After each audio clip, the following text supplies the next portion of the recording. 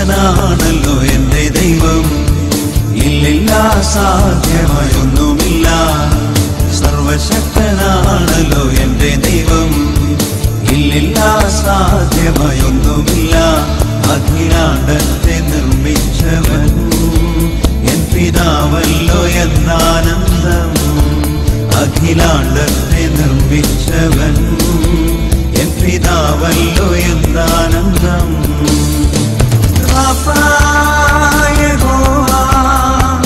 എന്നെ സൗഖ്യമാക്കും ശമ്മായ യഹോവ, എങ്ങും അവനുണ്ട്.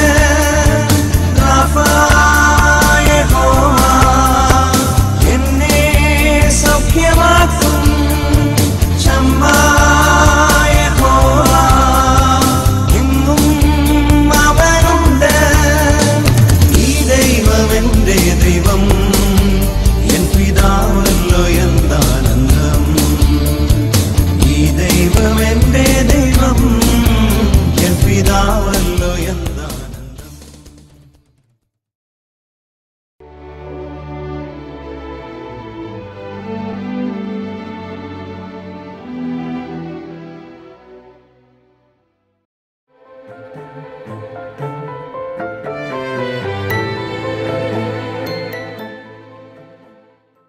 ഉൽപ്പത്തി 1:28 സന്താന പുഷ്ടിയുള്ളവരായി പെരുകുവിൻ. മക്കളുണ്ടാവരുത് നമ്മുടെ കുടുംബത്തിൽ. Hallelujah, hallelujah, hallelujah. ഒന്നും രണ്ടും ഉള്ള കുടുംബത്തിലൊക്കെ എന്തൊക്കെയാ അത്യാഹിതങ്ങൾ അപകടമൊക്കെ സംബന്ധിച്ച് മക്കളൊക്കെ പോയില്ലേ. ഞാനൊരു അനുഭവം പങ്കുവയ്ക്കാം. എൻ്റെ മൂത്ത മോൻ്റെ കൂടെ പഠിച്ച ഒരു പെൺകുട്ടി, അത് മറ്റൊരു സമുദായത്തിലെ കുട്ടിയാണ്.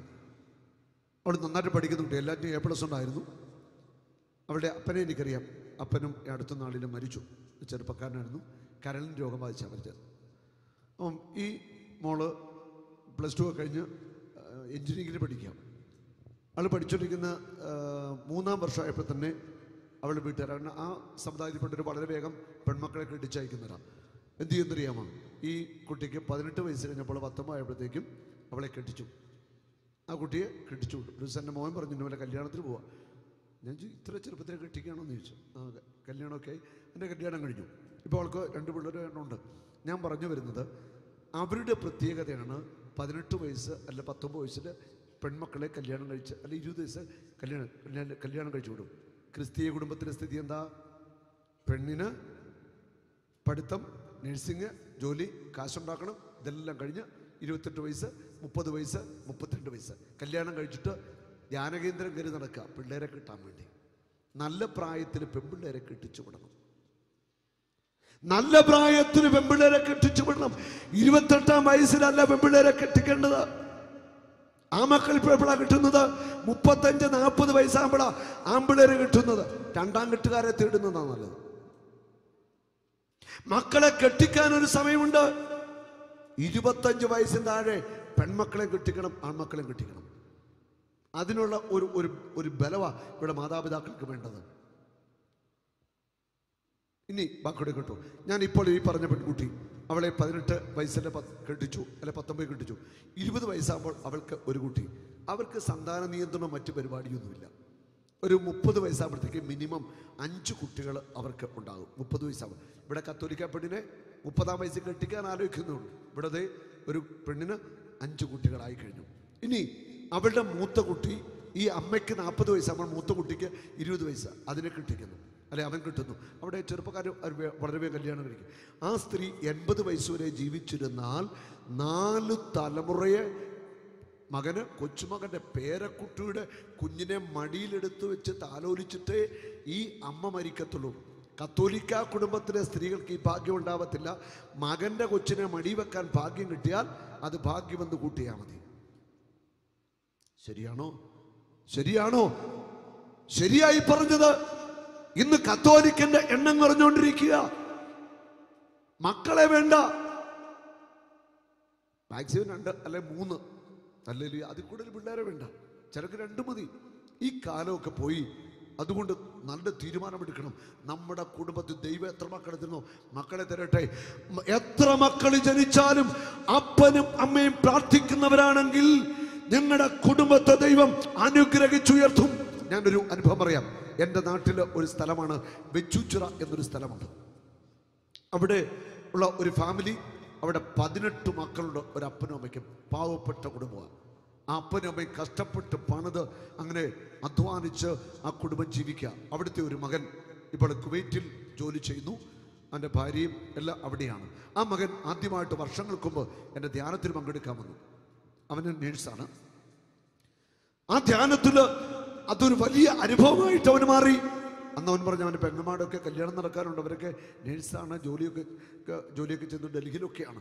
അവൻ ധ്യാനം കൂടി കഴിഞ്ഞ് അവൻ്റെ ചേട്ടൻ ഉണ്ട്, മൈക്കിൾ എന്ന് പറയും. മൈക്കിളിന് ലങ്സിന് ക്യാൻസർ. അവനെ കൊണ്ട് ധ്യാനം കൂടി. പിന്നീട് മൈക്കിള് ഈ ലോകത്തോട് യാത്ര പറഞ്ഞു. പിന്നെ അവരുടെ കുടുംബത്തിൽ പെങ്ങന്മാരൊക്കെ വന്ന് ധ്യാനമൊക്കെ കുടിച്ചു. ഞാൻ പറഞ്ഞു വരുന്നത്, ആ കുടുംബത്തെ കർത്താവ് അങ്ങോട്ട് അനുഗ്രഹിച്ചു. ഇപ്പോൾ കുവൈറ്റിൽ, സ്വിറ്റ്സർലൻഡിൽ, ഇതിലെ എല്ലാ കുടുംബം 12 മക്കൾ മരിച്ചു പോയിട്ടുണ്ട്. ബാക്കി 16 മക്കളും ഇന്ന് ജീവനോടെ ഇരിക്കുന്നു. ഒന്ന് ആലോചിച്ച് നോക്കിയേ. ഈ മക്കൾ ഏതാനും പേരും നാട്ടിലുണ്ട്, ബാക്കിയെല്ലാം പുറത്താ. ഒരു മാസം എത്ര ലക്ഷം രൂപയുടെ വരുമാനമെന്ന് നിങ്ങൾ ചിന്തിച്ചാൽ മതി. ഒരു കുടുംബത്തിൽ 18 മക്കൾ, 16 ജീവനോടെയുണ്ട്.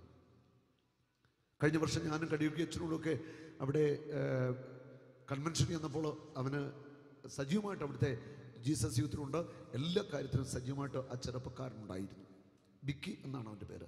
നമ്മൾ തിരിച്ചറിയുക, മക്കളുടെ സമൃദ്ധി ദൈവാനുഗ്രഹത്തിന്റെ സമൃദ്ധിയാ. ഇവിടെ ക്രിസ്ത്യാനി പെരുകുന്നില്ല, അവന്റെ വംശം തീർന്നുകൊണ്ടിരിക്കുകയാ, അറ്റുപൊക്കൊണ്ടിരിക്കുക വംശം. അതുകൊണ്ട് മാറ്റമുണ്ടാവണം. ആൺമക്കളെയും പെൺമക്കളെയും 25 വയസ്സാകുമ്പോഴത്തേക്ക് കെട്ടിച്ച്, പെണ്ണിനെ ഒരു 22 വയസ്സിൽ കെട്ടിക്കണം. അതിനുമുമ്പ് അപ്പനും അമ്മയൊക്കെ ആലോചിച്ച് ഇവരെ കെട്ടിക്കാനുള്ള പണമൊക്കെ ഒരുക്കി വെക്കണം. അതൊക്കെ കരുതണം. തോന്നിവാസം നിന്നിട്ട് കാര്യമില്ല. 25 വയസ്സ് മോനല്ല, 26 വയസ്സാകുമ്പോഴേ കല്യാണം കഴിപ്പിച്ച് അവൻ്റെ കാര്യങ്ങൾ ക്രമീകരിച്ചു കൊടുക്കണം. അപ്പനും അമ്മയ്ക്കൊക്കെ ഉത്തരവാദിത്വമുണ്ട്. അല്ലെങ്കിൽ ഇവിടെ ഒരു 8, 10 അല്ലെ 15 വർഷം കഴിയുമ്പോൾ ഇവിടെ ക്രിസ്ത്യാനി മൊത്തം വംശനാശം വന്നു. ഇപ്പം ആകെ 2.5% ഉള്ളൂ. ഈയിടെ ഞാൻ ഒരു ഇത് വായിച്ചാണ് റിപ്പോർട്ട്. 2.5% ഇപ്പോൾ കുറഞ്ഞു, 2.2% ഉള്ളൂ. ക്രിസ്ത്യാനിയുടെ എണ്ണം കുറഞ്ഞുകൊണ്ടിരിക്കുക. അതുകൊണ്ട് ഈ പോക്ക് നമ്മൾ പോയിട്ട് കാര്യമില്ല. അതുകൊണ്ട് ചേച്ചിമാരെ, കൊച്ചുമക്കളെയൊക്കെ കയ്യിലെടുത്ത് ഉമ്മ കൊടുക്കണമെങ്കിൽ, താലോലിക്കണമെങ്കിൽ മക്കളെയൊക്കെ 30-ാം വയസ്സിലും 38-ാം വയസ്സിലും കെട്ടിക്കാൻ വെച്ചുകൊണ്ടിരുന്നിട്ട് കാര്യമില്ല. നേരത്തെ കാലത്തെ പെൺപിള്ളേരെ കെട്ടിക്കണം, ആൺപിള്ളേരെ കല്യാണം കഴിപ്പിക്കുകയും വേണം. ഹല്ലേലൂയ. നീയൊരു ദൈവ സമ്മാനം, വിലയുള്ള വലിയൊരു സ്നേഹ സമ്മാനം. നിന്റെ സ്ഥാനം ദൈവത്തിൽ കൃത്തിലാണല്ലോ, നിന്റെ രൂപം ദൈവ